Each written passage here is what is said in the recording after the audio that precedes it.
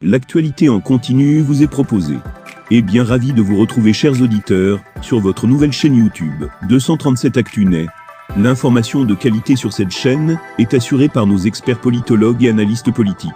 Sans plus tarder, n'hésitez pas de vous abonner et surtout d'activer la cloche de notification pour être sûr d'être toujours informé des informations à la une dans le pays. Allez, si c'est fait, on peut commencer. Grosse désillusion pour le Coton Sport de Garoua.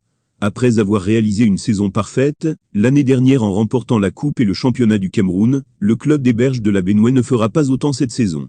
Pour cause, le club fagnon de Garoua s'est incliné en huitième de finale de la Coupe du Cameroun, devant la formation d'Eding Sport de la Lecquier sur le score de 2 buts contre 1 point au moment où le coup d'envoi est donné au stade municipal de Berthois. Dans l'après-midi du 10 juin dernier, Coton Sport de Garoua est donné favori. C'est sans compter sur la rage de vaincre de son adversaire du jour. Pourtant, dès l'entame du match, les joueurs de Coton Sport de Garoua se montrent déjà dominateurs dans le jeu. À la 4e minute de jeu, Arthur Banan profite d'une contre-attaque savamment orchestrée par ses coéquipiers pour envoyer la balle au fond des filets, 1-0. Un score qui restera le même jusqu'à la fin de la première mi-temps. Sauf qu'au retour des vestiaires, les poulains de Jean-Baptiste Bissek perdent totalement le contrôle dans le dernier quart d'heure du match.